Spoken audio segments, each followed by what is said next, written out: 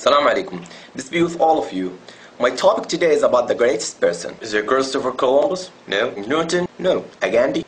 No. Maradona? No. I'm gonna tell you. He is the Prophet Muhammad, peace be upon him. Why do you say Muhammad?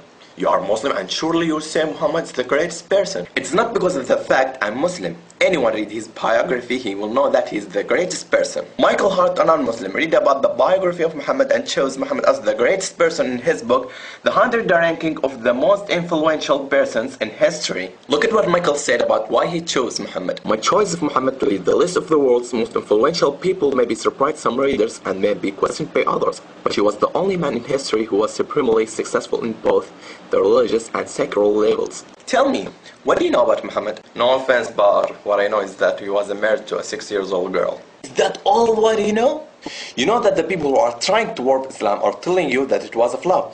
Let me clear that up for you. Was it blemished that Muhammad had married Aisha who was 6 years old? The Prophet Muhammad married her when she was 6 years old, and he consummated his marriage when she was 9 years old. I will respond to you from a Christian perspective. Joseph, Virgin Mary's husband, was 90 years old, and Virgin Mary was 12 years old. From the scientific perspective, most girls start their sexual maturity from 8 to 9 years old. Girls who live in hot countries sexual maturity faster than the girls who live in the other places. From the Islamic perspective, Aisha was engaged to someone else before she was engaged to the Prophet Muhammad.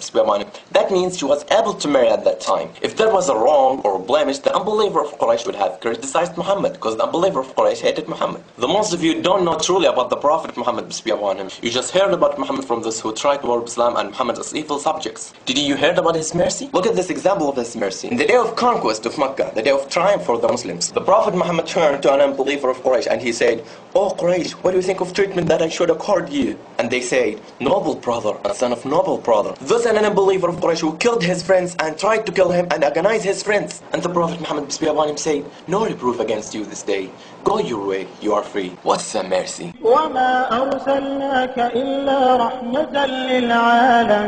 Do you know that the biblical prophecy about the Prophet Muhammad, I don't think so. Why not? We believe that the Gospel and Torah were the words of God, but they have been distorted. Look at what Allah said about this. الذين يتبعون الرسول النبي الأمي الذي يجدونه مكتوبا عندهم في التوراة والإنجيل. Allah told us here that the old books prophesied the Prophet Muhammad. Can you show me this prophecy? Okay, sure. In the book of Deuteronomy, chapter 18, verse 18, when God spoke to the Prophet Moses, will raise them up a prophet from among their brethren, like unto thee, and will put my words in his mouth, and he shall speak unto them all that I shall command him. To whom does this prophecy refer? Jesus. Jesus?